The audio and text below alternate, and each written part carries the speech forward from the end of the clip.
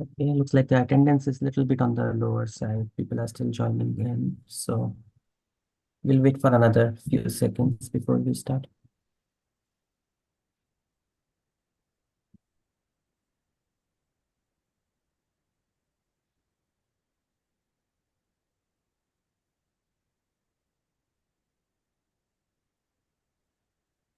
Okay, it's 8 o'clock. We can start. Thank you so much for being here. We'll start with the Mangalacharan.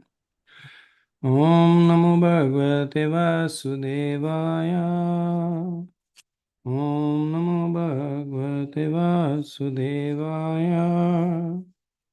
Om Namo Bhagavate Vasudevaya. Om Agyantimirandasya Gyananjana Shalakaya Chakshurunmalitam Yena Tasmai Shri Gurave Namaha.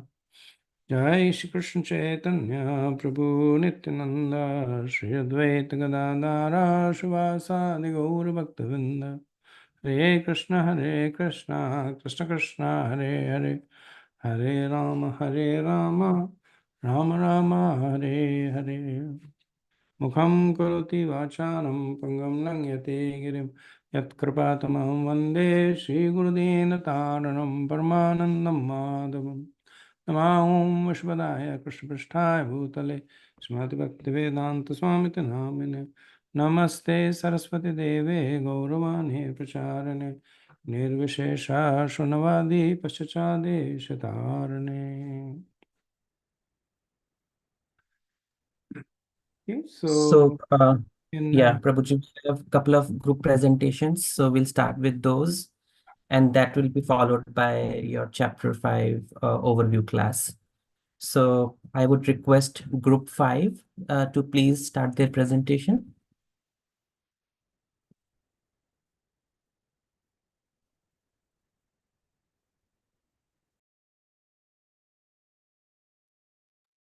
Yeah, we can see your screen, Prabhuji. Okay, Prabhu. Hare Krishna, everybody. We are group 5. Our topic for today is realizing of knowledge beyond karma and jnana. So this is covering Bhagavad Gita chapter 4, verse 24 to 33. And the subtopics were the processes that it leads to and the various types of yajna and the sacrifices that it culminates into. So what is yajna? Yajna comes from the word yajante, which means to worship. Srila Prabhupada has described yajna as the activities, the sacrifices that are meant for the satisfaction of Vishnu or Krishna, who is also known as yajna. The common aspect in all the yajnas is sense control. That is foregoing sense gratification, and all the yajnas lead to a higher status of life. Broadly, these can be divided into Karma Yoga, Jnana Yoga, and Ashtanga Yoga. So why we have so many yajnas? Because all these different yajnas are based upon the propensity of the person, the level of the advancement, and the result that is desired by them. But all of them are recommended for ultimately bringing about the liberation from the body. So Krishna has taken the example of fire sacrifice to explain what is yajna. So basically, there are 6 components of yajna: the contribution, the instrument or the shlokas, the consumption, the contributor, the benefactor, and the process. And anything that is done as a sacrifice for the absolute, that also becomes one with the absolute. For example, the ladles that are used for offering of the ghee into the fire, that also becomes spiritualized. So the different types of yajnas, the first is the sacrifice of material possessions as per Vedic regulations, which is called as Dravyamaya Yajna. So this type of yajna is basically done performed by the Karam Kandis, the Sakam Karmis, and they consider the devas or the demigods to be Brahman, or they are not bothered about who is Brahman. So they basically want temporary material happiness, and for that purpose they do these yajnas, and they open various kind of charitable institutions like Anathalaya and hospitals, etc. And the next one is the sacrifice of the comforts of life as per Vedic regulations. This is the Tapomaya Yagya.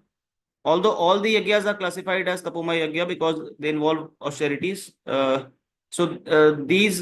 are also again Sakam Karmis. They perform sacrifice for higher elevation in life or for promotion to the higher planets within the universe. And they accept different kinds of austerities like Chandrayan and Chaturmasya. The next one is sacrifice of oneself into the fire of the Brahman or Paramatma. So these are the Gyan yogis, and they use the Pranav mantra, which is chanting of Om, to offer themselves. So here, like the oblation is themselves, they are offering into the fire of the Brahman. So they are attracted to the impersonal feature, and ultimately they enter into the Brahman. So, on the contrary, a Krishna conscious person like Arjun, he sacrifices everything for the satisfaction of Krishna. And thus all his material possessions as well as his own self, everything is sacrificed for Krishna. Thus he is a first class yogi, but he does not lose his individual existence. Like in this case, he merges into the Brahman, so he will lose his individual existence. The next is the sacrifice of senses into the fire of the mind. So these are basically the Nastic brahmacharis, the Gyan yogis again. They offer their senses. The senses are the oblation here, and the fire is the controlled mind. And they control the mind by abstaining from sense gratification. So on the contrary, a Krishna conscious brahmachari will hear only words concerning Krishna consciousness. And he will engage in Hare Namanu Kirtanam, which is chanting and hearing the glories of the Lord. He restrains himself from all other material vibrations and only hears the transcendental sound vibrations of Hare Krishna by the power of the mind, because he is engaged in only the vibration of the Hare Krishna. So therefore his senses are not engaged with the sense objects. The sacrifice of this, the next is the sacrifice of the senses and the life breath into the fire of purity of the Jiva. This is Yoga Yagya. So there are others who engage themselves in different kinds of mystic yogas. So there is a Patanjali system, there is a Hatha Yoga, then the Ashtanga Yoga. These are basically for getting some siddhis. It also includes going to sanctified places. So they offer all the activities of all the senses and also the 10 pranas into the fire of purity of the Jiva. So it involves processes like pranayam, kumbhak yoga, and these basically are for increasing the duration of life so that they can attain perfection at the end of life. On the contrary, a Krishna conscious person does not need to perform all these different kinds of austerities because he is always situated in the transcendental loving service of the Lord, and automatically his senses are controlled. So his senses are always engaged in the service of Krishna, and there is no chance of becoming engaged otherwise. So at the end of the life, he is naturally transferred to the transcendental plane of Lord Krishna, and he does not make any attempt to increase his longevity. The next is the sacrifice of engaging in the study of the Vedic scriptures. This is the Swadhyaya Yagya. So these are also Gyan yogis. They engage themselves in the studies of different Vedic literatures like Upanishads and Vedanta Sutras. All the different types of sacrifices is to control the senses, because sense gratification is the root cause of the material existence. And Srila Prabhupada, he very categorically mentions that Krishna consciousness cannot be attained by any of the above mentioned types of sacrifice, but it can be attained only by the mercy of the Lord and his bona fide devotees. So because the Krishna conscious person is always situated in the transcendental loving service of the Lord, he automatically becomes the controller of his senses. And at the end of the life, he is naturally transferred to the plane of transcendental plane of Lord Krishna. So what these sacrifices culminate into? So all the performers of the sacrifices, they know why they are doing the sacrifice. They get cleansed of the sinful reactions by performing these sacrifices. Our existence in the material world is because of the multiple reactions to this to our sinful lives, and the root cause of the sinful life is ignorance. And sinful life is the cause of one's dragging on in the material existence. So the primary results of all these sacrifices is that they advance towards spiritual life. Even the Karam Kandis advance towards the spiritual life because they are submitting to the Vedas which are given by Krishna. So all these sacrifices are recommended for bringing about liberation from the body. There are some secondary results like Ashtang yogis, they get mystic opulence, they get siddhis. Gyan yogis get Atma Gyan, knowledge of the self, and they get detachment. Karam Kandis, they get material opulence. So the conclusion is that to get even basic happiness, yajna is must be performed. We cannot avoid, even in this life and even for the next life. So the highest kind of happiness that a man can achieve is to be promoted to the spiritual planets by the practice of Krishna consciousness. Therefore, the practice, a life of Krishna consciousness is a solution to all the problems of material existence.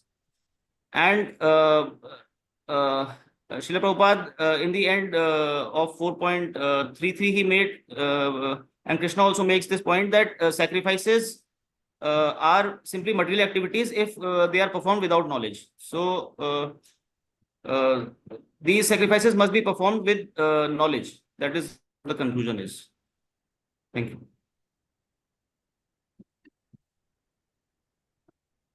Thank you very much, Naval Krishna Prabhu. Excellent summary. I think this is one of the more difficult aspects of the chapter to grasp, and I think you did an excellent job summarizing it.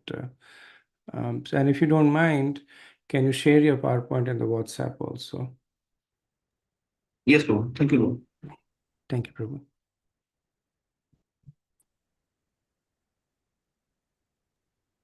Group 6 can start their presentation. Sure. Just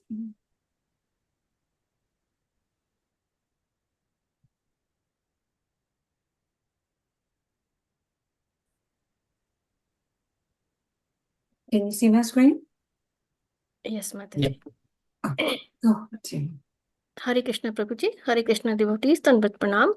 So I'm presenting from group 6. My name is Tina Bohra and Monica Mataji is sharing the slides. So our question is, highlight the advantages of doing karma with the right knowledge, how Krishna helps by providing the facility of Guru Parampara for us, the fallen souls. Advantages and conclusion, transcendental knowledge, verses 34 to 42. Mataji, second. Bhagavad Gita, chapter 4, verse 35. Having obtained real knowledge from a self-realized soul, you will never fall again into such illusion. For by this knowledge, you will see that all living beings are but part of the Supreme, or in other words, that they are mine. Real knowledge received from a self-realized soul in disciplic succession can grant one freedom from illusion, equal vision. Advantages of doing karma in right knowledge. One may ask, how can doing action in perfect knowledge give freedom from illusion?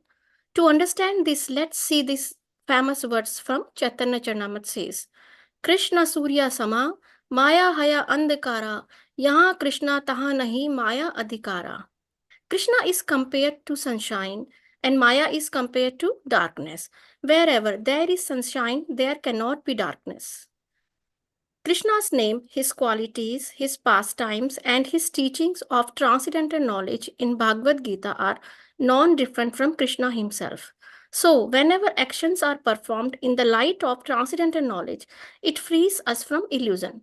For example, when we give charity with the intention of creating good karma and expecting favorable results, it is known as sakam karma. Conversely, when we understand that everything belongs to Krishna and give charity without any expectations but as a sacrifice to Krishna, it is considered karma with knowledge.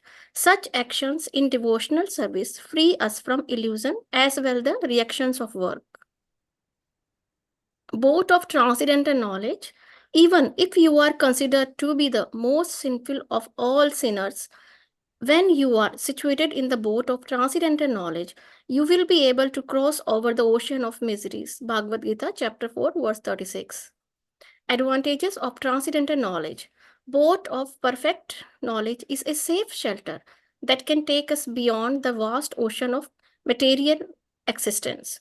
We have examples of personalities such as a sage Valmiki, Marigari, Jagai Madai, who were very sinful but were able to perfect their lives by the virtue of receiving transcendental knowledge of devotional service from a bona fide spiritual master.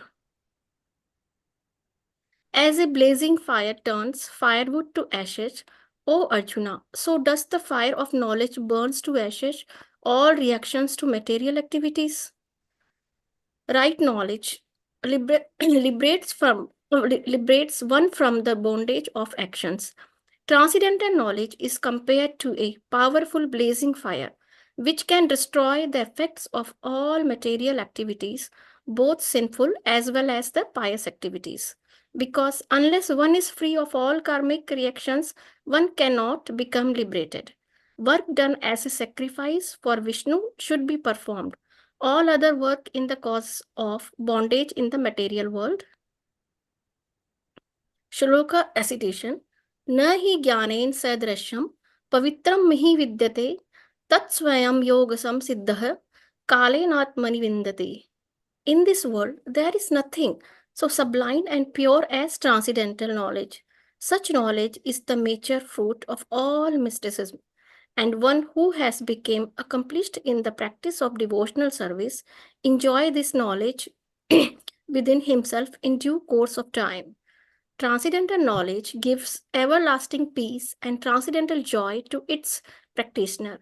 A faithful practitioner of mystic yoga or bhakti yoga, being absorbed in perfect knowledge, is always self satisfied and enjoys within himself. Conclusion. Krishna is the source of all transcendental knowledge. Transcendental knowledge is pure and sublime. Krishna is the original spiritual master who reveals this knowledge to his dearmost associates. From him, this Vedic knowledge has been passed on through the generations of pure devotees who carefully carry this message forward without diluting or adulterating its essences. Transcendental knowledge should be received from a self-realized bona fide spiritual master in the disciplic succession.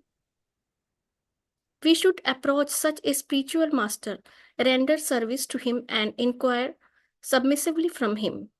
We should never doubt the revealed scriptures. We should faithfully dedicate our senses, mind, and intelligence in the cultivation of Krishna conscious activities. Transcendental knowledge is the cause of liberation, and ignorance is the cause of bondage in this world. It can free us from illusion, give us everlasting peace, happiness, and burn away all material karma. It is the perfect boat for crossing the ocean of material existence. Disciplic succession in the means by which transcendental knowledge is preserved. Thank you. Hare Krishna. Hare Krishna, Mataji. Thank you very much. Very nice summation. Thank you. Okay, so I also wanted to today take the opportunity to start us off on the 5th chapter, the next chapter, which is Action in Krishna Consciousness. It's a relatively short chapter, 29 verses, but heavy. It's heavy with knowledge. So the plan is that I'll do the I'll do the summation of chapter 5. So I know that I'm a little behind in uploading my lectures, so there's only the lectures for the first 12 verses in the YouTube, and so tomorrow I hope to at least complete the remaining verses for chapter 5. And if you have some time left after my presentation, we can do Q&A. If not, then we can do the Q&A next week after when we start the session. Okay, so let me share my screen.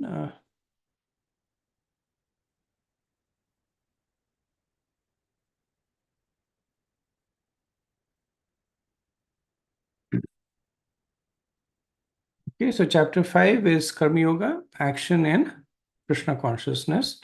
It is also known as Vigyan Yoga, and it kind of builds on the previous two chapters, the third and the fourth chapter. So third chapter talks about karma, the fourth chapter talks about Gyan, and the fifth chapter essentially is karma on the platform of Gyan.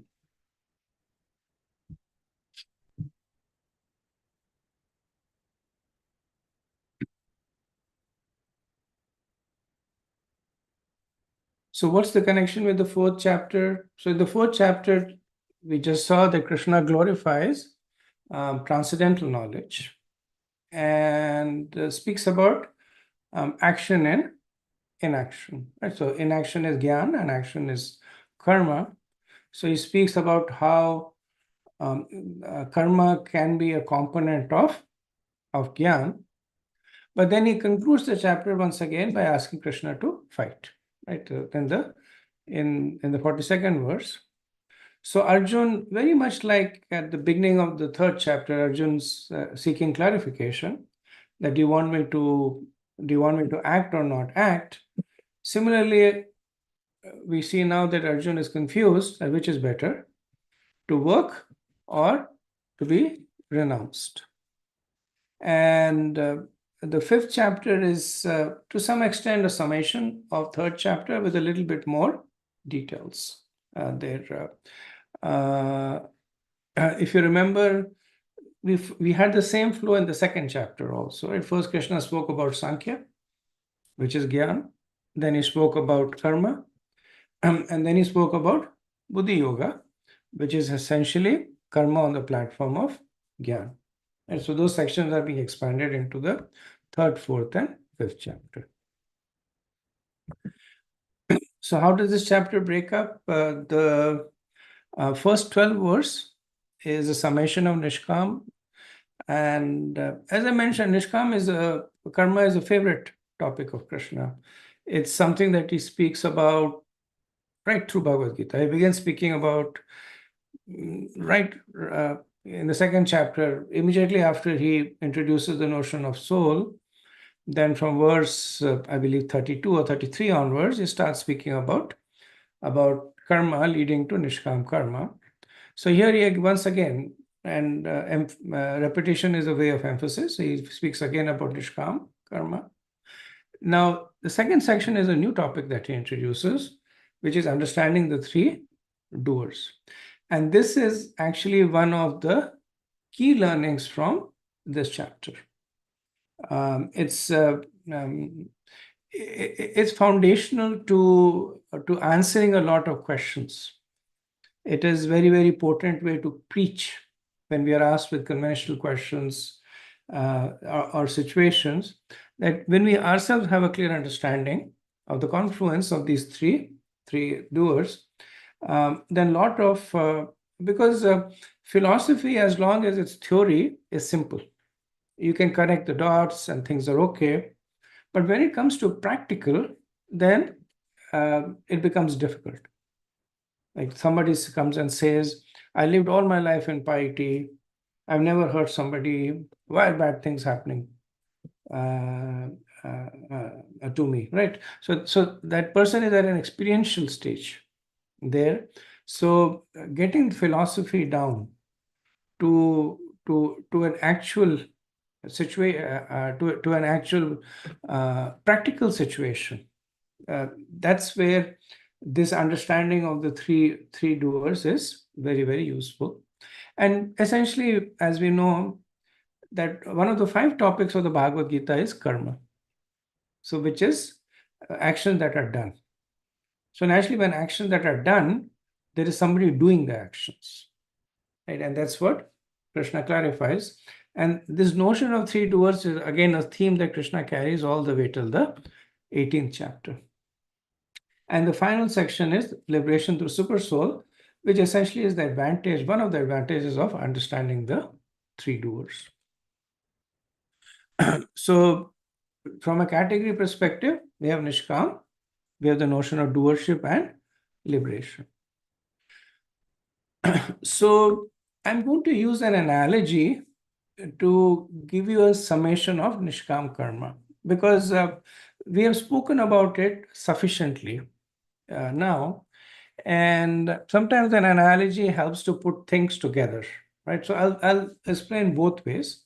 I'll explain it with an analogy of a mother speaking to a child, and then we'll also map it to how it plays out in Bhagavad Gita, right? So we can it's easier for us to correlate. So Prabhupada is a great believer in analogies, and if you look at his purports, several analogies. In fact, there are people who have written small books collecting all the analogies of Srila Prabhupada and using them to explain the more difficult scriptural precepts. So analogies in themselves, they don't carry any spiritual truths in them. They don't carry any tattva in them. They're just a mnemonic. They are an aid to understand, but nevertheless are powerful. They're a powerful tool to explain, understand ourselves and explain to others. Okay, so let's start with an analogy of a child and a mother having a conversation. So the child says that I will not eat spinach, it is too bitter, right? And this is equivalent to Arjun saying that I will not fight, right? So there's a negation of certain activity, right? And the child is negating, saying that spinach is too bitter, so I will not eat it. The mother says, if you do not eat it, you will become weak and fall sick, right? And now you can understand that this is the equivalent of this is Krishna saying what happens if you do not do your prescribed duties, right? So if you do not do your prescribed duties, you will incur sinful reactions, right? So Arjun began by saying that doing his prescribed duties is painful. So he says that I won't do it. And then Krishna says, if you do not do your prescribed duties, you will incur sinful reactions. So then the child says that, is there no alternative, right? So the asterisk here means that this is an imputation on my part. We don't find this in Bhagavad Gita, but I'm imputing it over here just for the sake of continuity. What is the alternative? It's an implicit question that Arjun is asking, that I don't like to eat spinach, but the mother is saying, if you don't eat spinach, you'll become weak and fall sick. The child is saying, is there an alternative?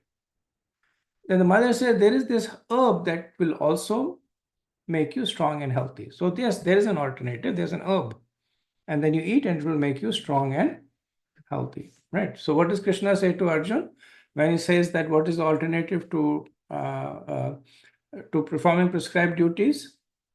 Krishna says that the alternative is that you work at the platform of Gyan, right? And then there is no reactions.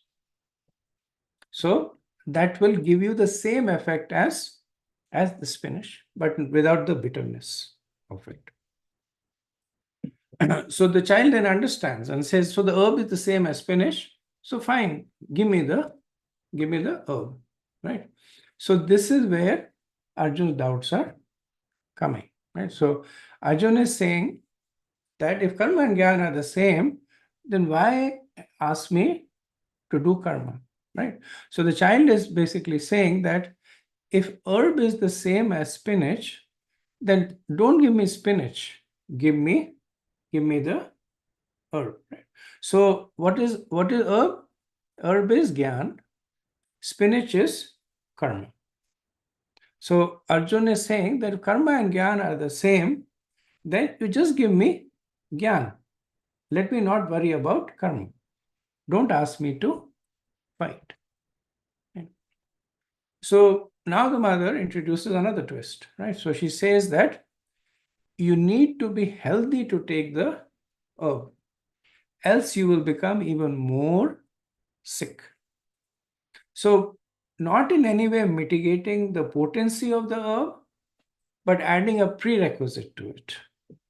That you don't have to eat spinach, you can eat the herb, but you have to be healthy, otherwise you will become sick, right? So what's the point Krishna is making? That to be on the platform of Gyan, you have to be detached. But if you are not detached and you renounce, then Falgu Vairagya, then you will fall down, right? So there is spinach, that is karma, there is herb, that is Gyan. Krishna is saying, karma and Gyan are the same. Arjuna says, then give me Gyan, because I don't like karma. And then Krishna says, well, you can take Gyan, but in order to take Gyan, you need to first have been purified by karma, right? So the child understands that, so I first eat the spinach, and when I am strong, I can take the herb. So I first perform my prescribed duties, and when I'm sufficiently purified, I take to Gyan, right? First karma, then Gyan. And the mother says that, or even the spinach taken properly can be the herb, right? So this is the second twist the mother says, that the herb is actually not different from the spinach. It is just spinach that is taken properly, right? So karma performed with detachment is the same as Gyan. Why is it the same as Gyan? Then why don't you call it with the same name? The reason is, the sameness is because it is on the same path. The different names is because they represent different level of advancements. So it's like you're going down the street, there's a 5-mile marker, there's a 10-mile marker. And they're on the same path. So essentially, they are the same. But one is a 5-mile marker and the other is a 10-mile marker. So first comes karma, and then there is Gyan.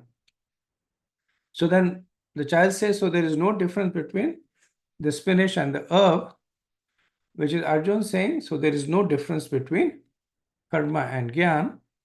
So now the mother is actually doing a 180, saying actually the spinach tastes better with cream and healthier too, right? So this is the introduction of new ingredients of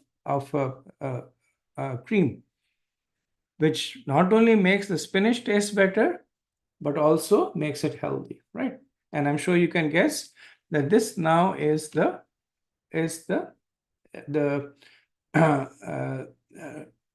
protection that is given by karma. That when one performs activities with detachments, then one can also engage the senses and be protected from any fall downs. So the forcible detachment of the senses that is mandated by Gyan is not required there, right? So if you look at the flow, then you can see between the chapters how this interplay between karma and Gyan is being developed, right? So next we'll actually take it how this flows through in Bhagavad Gita, right? And why is Arjuna having persistent doubts? Sometimes we think that the questions are rhetorical, or he's just asking it to for our benefit, which in a way he is. But then you can also see at a deeper level what are the philosophical concerns that Arjuna has, right? So in the first chapter, Arjuna said, I will not fight because it's bewildering and distressful, right? I'm just picking 2 reasons. 5 reasons Arjuna gave, but he says, I will not fight. So this is Arjuna saying, I will not do my prescribed duties. Krishna says, if you do not do your karma, you will incur sin. Right? One of the main messages that Krishna gives to Arjuna. Then he says that, but there is nishkam karma, which will also make you free of sins. Right? So Arjuna's concerns about sins are being addressed through nishkam karma. Right? So this essentially is the second chapter. So understanding that nishkam karma is on the platform of Gyan, Arjuna is now asking for clarification that should I follow karma or should I follow Gyan? The question that the third chapter begins with. Krishna says, first be purified by karma. Right? The mother says, first eat the spinach and then eat the herb. So Krishna is saying, first be purified by karma, else you will be a pretender. Right?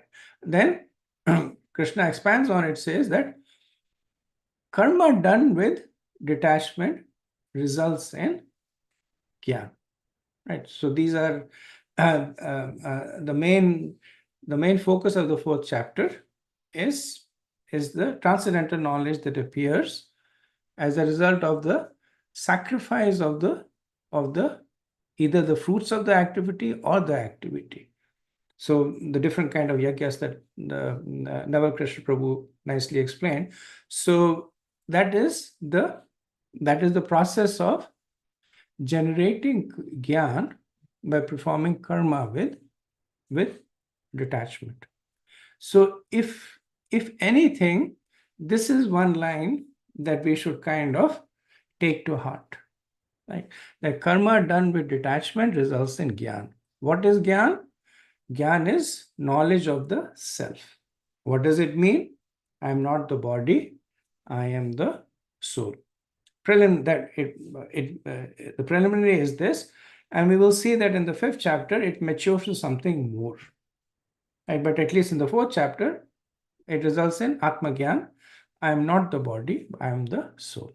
Right? So Nishkam karma results in Atma Gyan. Right?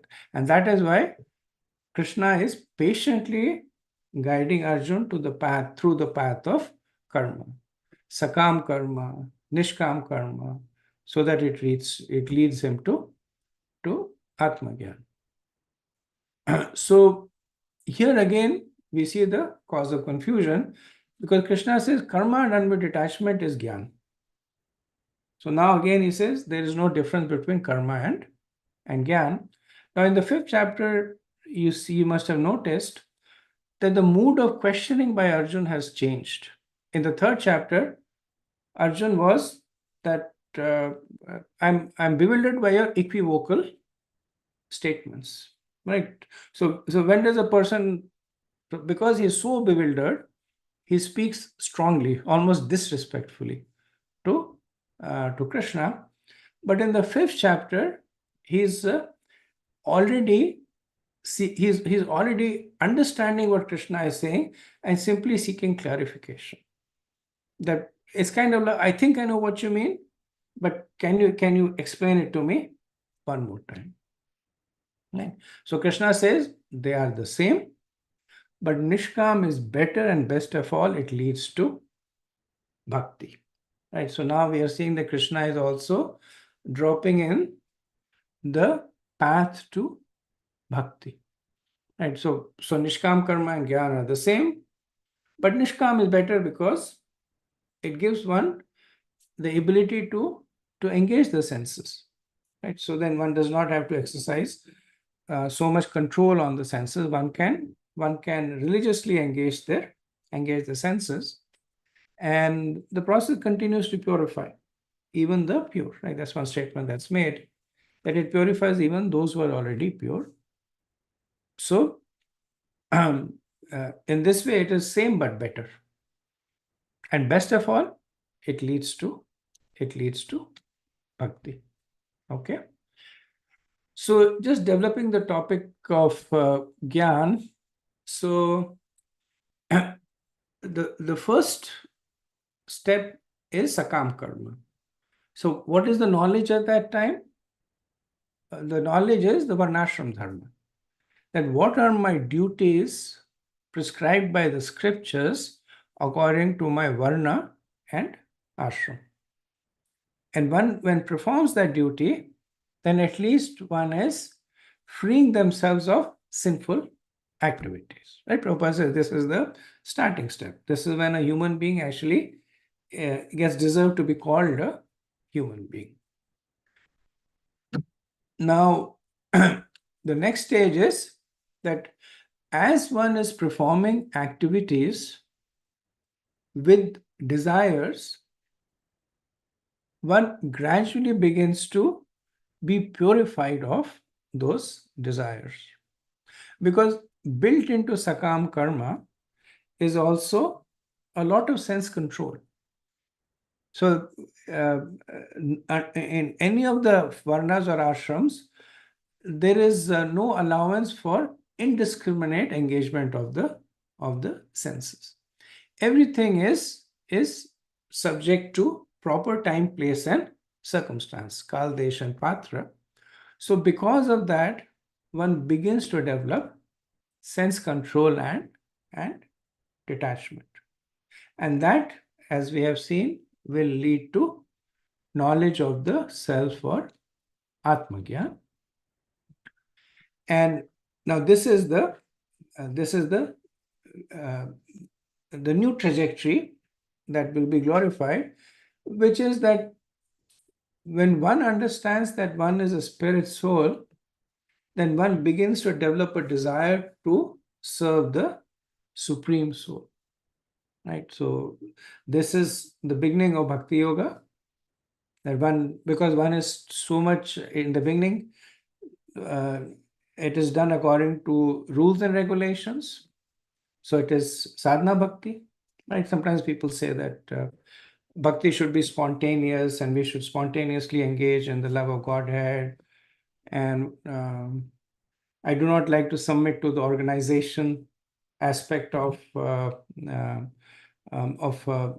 scriptures of the religion. But essentially, such people are just being whimsical. It's just coming from a platform of ego, because the nature is that if we have to make advancement, then we have to submit ourselves to the scriptures. That is the beginning of our advancement. Whether we submit from the perspective of Varnashram Dharma, whether we submit from the prescriptive of Nishkam Karma, or whether we submit from the prescription of Sadhana Vaidhi Bhakti, the do's and don'ts. And that will then give us Brahma Gyan, or understanding of Krishna. So, if you look at this cycle, then the thing that is propelling a jiva from one stage to another is this interplay between karma and gyan. So when theoretical knowledge is acted upon, it becomes realized knowledge. So if somebody comes and tells you that if you get up every day morning and you walk for some time, your mind will be clear, right? So that information is gyan. When you start actually doing it, when you start acting on that knowledge, you start getting up early in the morning, taking a walk, and then you actually experience that, yes, my mind is clearer, I feel lighter. That is Vigyan, right? So in schools, we have, at least for science, we have the labs. So the labs are example of Vigyan, that we would go to the class, study the various principles of physics and chemistry, and that is Gyan. And then we would do the experiments in the lab, and that would be more experientially understanding, right? That is Vigyan. So herein, we also now see the importance of karma. That without the action of karma, Gyan will not become Vigyan. So there are many people who have a lot of intellectual understanding. So sometimes back ago, I used to participate in this Vaishnav Christian dialogue and Vaishnav Muslim dialogue. And some of the scholars that would come from either the Catholic school or the Islamic school, they had read the Bhagavad Gita much more scrutinizingly than most of us had. They had run several commentaries. One of the person, he was a professor in Harvard. He would actually teach Bhagavad Gita, and he knows everything about how the flow, etc., is full of knowledge, but never acted upon it, right? So that experiential aspect is missing. So that's the purification that Krishna talks about in Nishkam Karma, that by acting with detachment, one is able to convert knowledge to realizations, and that realization becomes the platform to move to the subsequent stage. Okay, so summation, why does Krishna say Nishkam is better? It is non-different because it leads to the same destination. It is easier to perform, safer, senses are engaged. It contains Gyan within it. The point that I made in the previous slide, that karma performed on the platform of Gyan is Vigyan. So it has Gyan within it, and it's experiential now. So the knowledge is no longer theoretical, but it is acting upon you. When you act, when you perform activities on the platform of knowledge, then those activities are also working on your internals.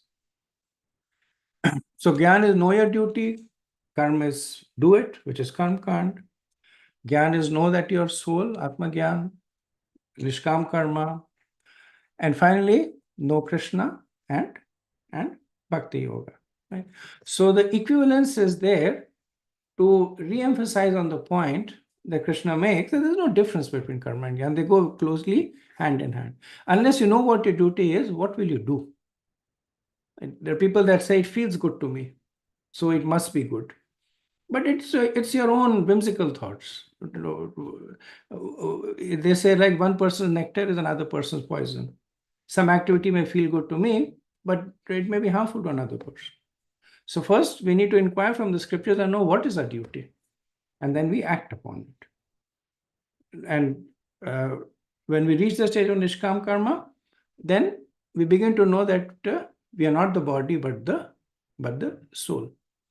And then we perform Bhakti Yoga, and then we begin to develop a relationship with Krishna. Okay, so now we come to the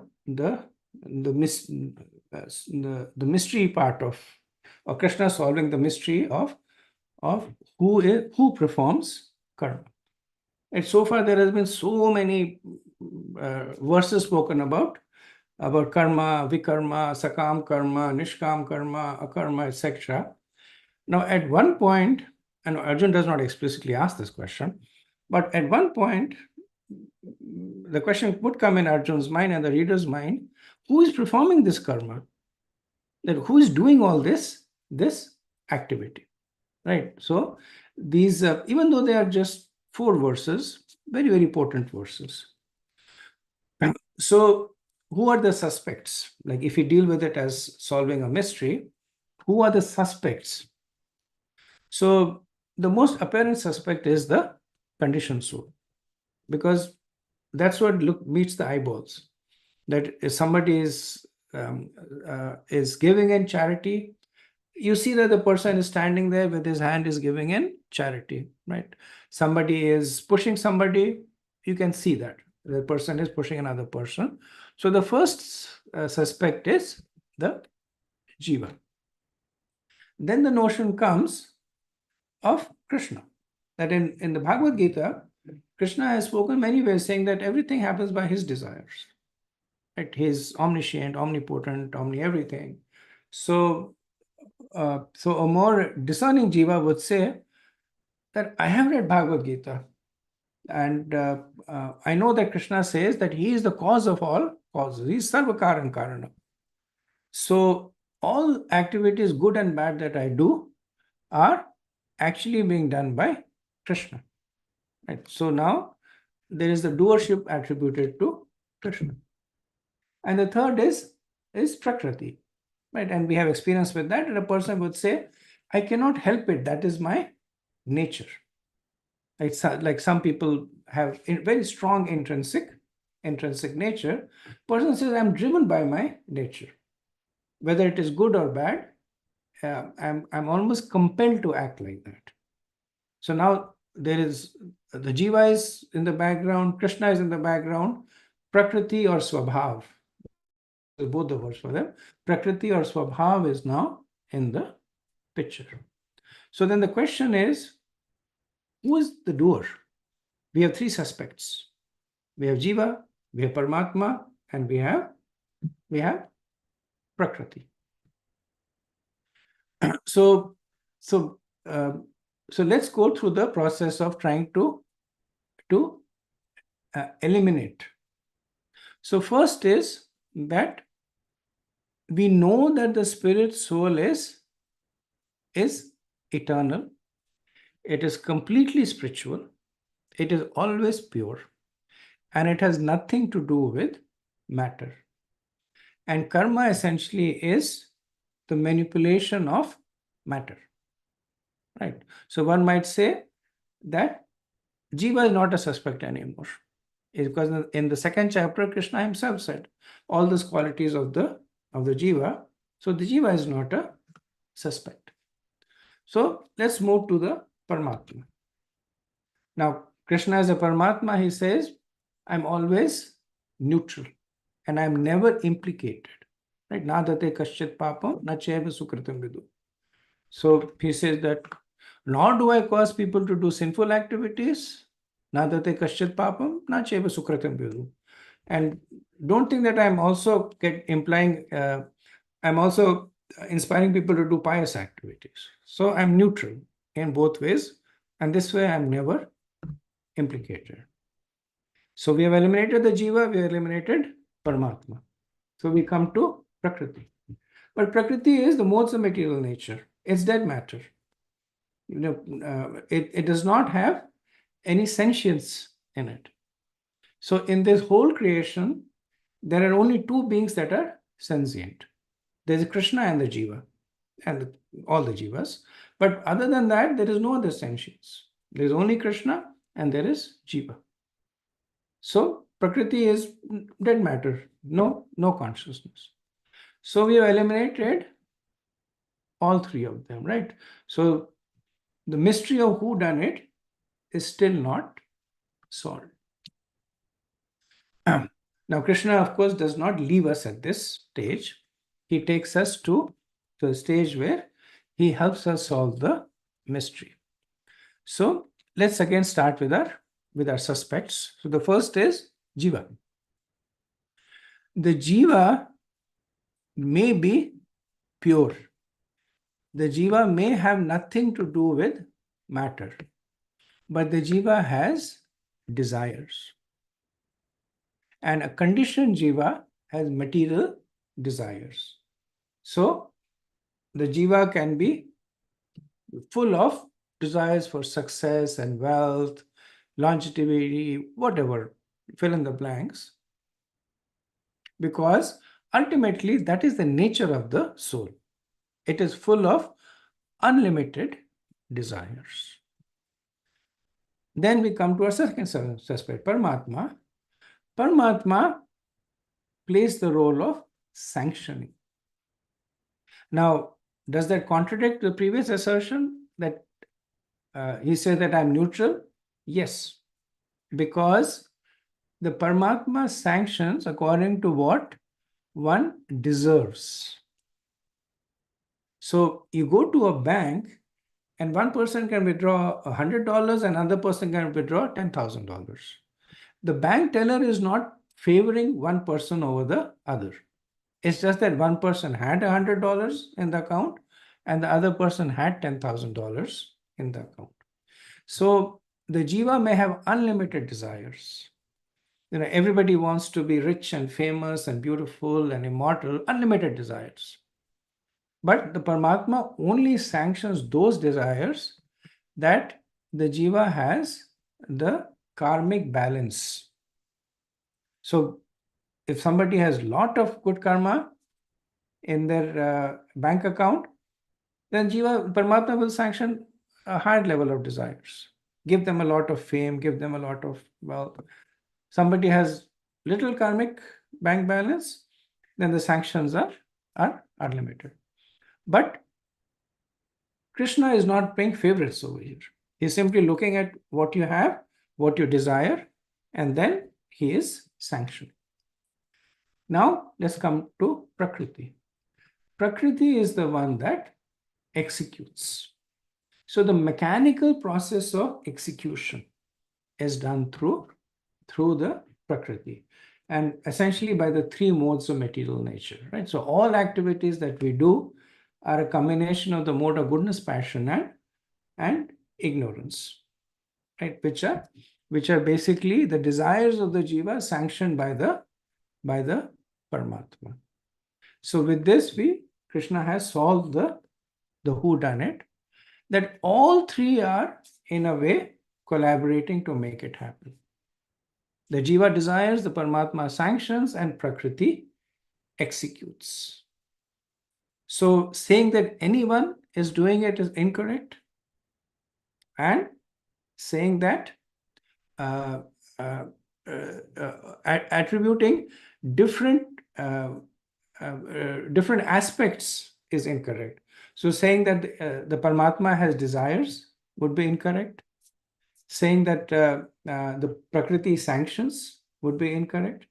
Each one of them play a very specific role, right? So with this, we can understand the science behind Nishkam Karma. That why does Nishkam Karma is considered to be the same as Gyan, right? So why does both Gyan and Nishkam have no reaction? Right? That's the sameness between the two. This we can now understand by understanding the three doers, right? So we have Jiva, we have Paramatma, and we have Prakriti. So we already established that the conditioned Jiva is full of material desires. The activities are sanctioned by the Paramatma. They're executed by the modes of material nature. And the result is bondage. That one continues to cycle through this, through many births and deaths, right? So this we have established.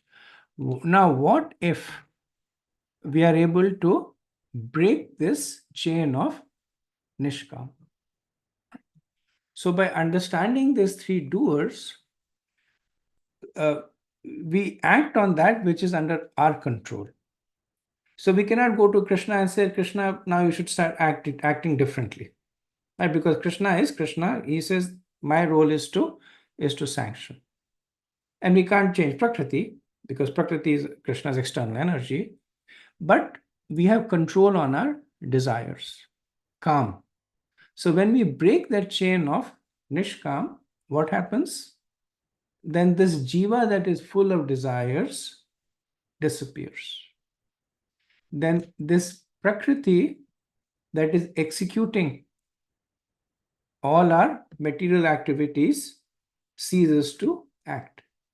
And the cycle of birth and death ceases, right? So that is the potency of Nishkam Karma as understood through the confluence of the three doers. So such a person now has no impact from Prakriti. So everything that was on the right-hand side has now disappeared, right? So this essentially is work with no reactions. So now the question is that if you look at the 5th chapter, that in the verse 14, Krishna says that the jiva is not the doer, right? He says the modes of material, all activities are being done by modes of material nature. So one might say, why is Krishna trying to confuse us? Because the jiva is in a way doer. The jiva is desiring, right? But Krishna is also trying to achieve different things at the same time. He wants the humility to be developed in the jiva. In the 16th chapter, Krishna says that the nature of the demoniac is aham karta, aham bhogi, aham balvan, aham sukhi. That I am the doer.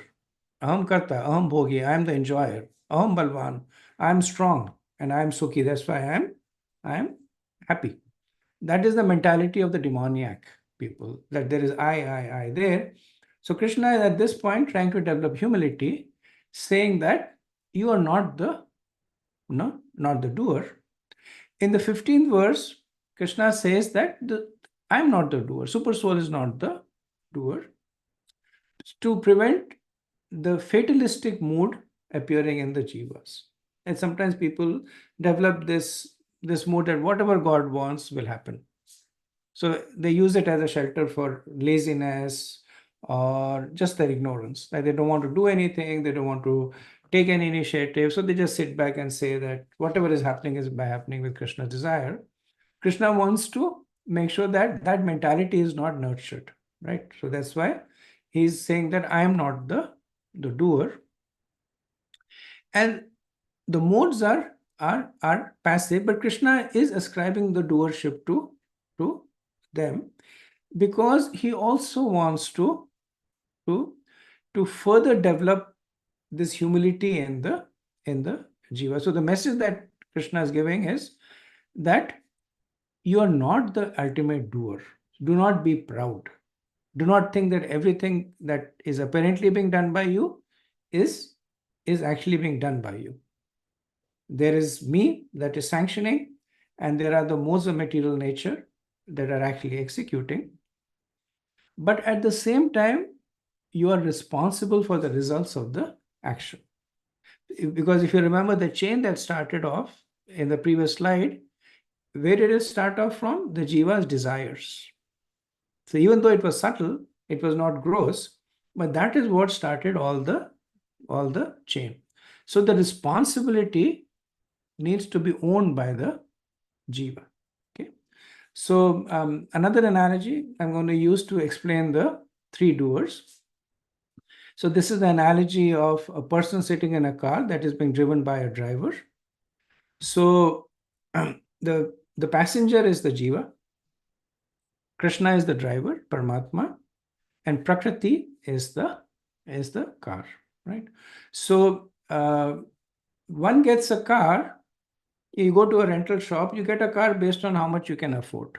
You have a lot of money, you get a big car that can go very fast, lot of controls.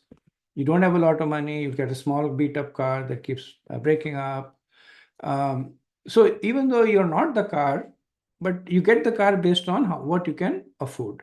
Right? And then you sit in the car, and then somebody else is driving the car, but the person drives according to what the passenger is saying. Go right, go left, take me to that destination.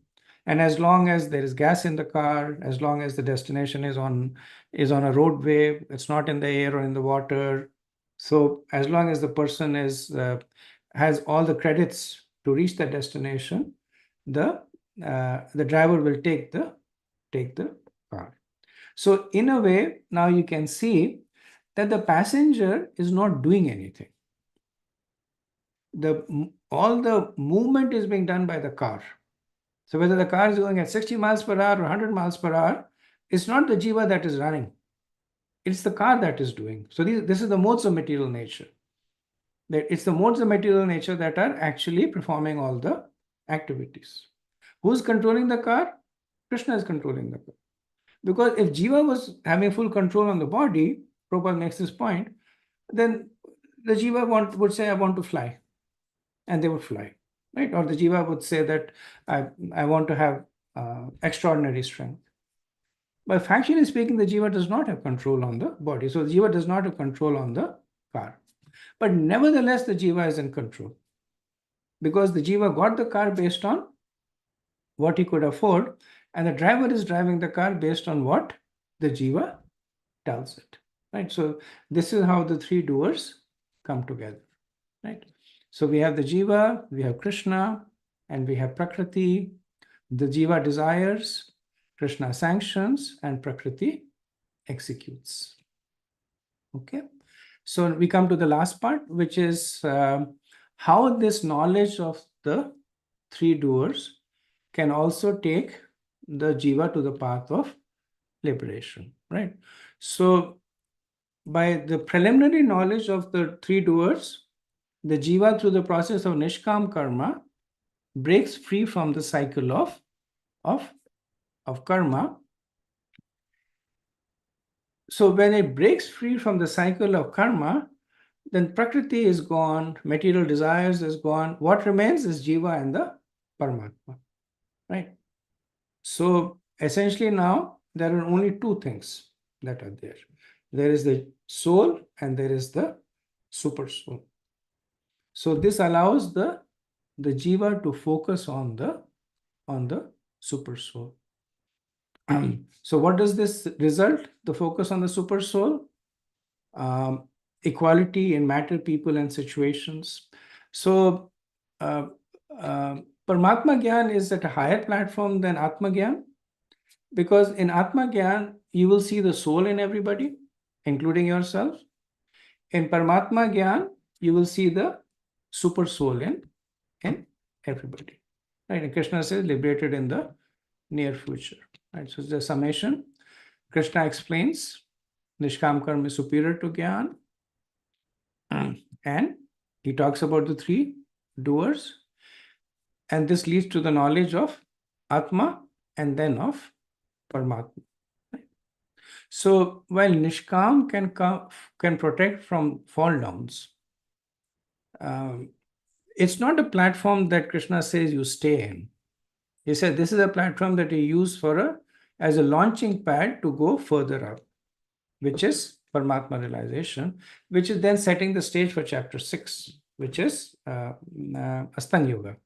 So yogi essentially is the one that is focusing on the Paramatma, right? So this is how systematically Krishna is taking us from karma to Atma Gyan to Paramatma Gyan to Paramatma realization in chapter 6, and following Paramatma he'll take us to, from chapter 7 he'll take us to realizing Krishna as the Supreme Personality of Godhead. Okay, so we'll end over here, a little bit over time. Apologies for that. If you have any questions, make a note of it. And next time when we'll start with the Q&A. Okay, so thank you very much.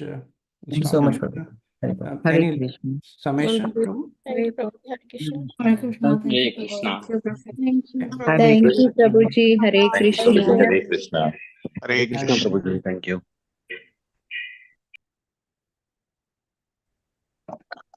Hare Krishna, Prabhu. Thank you.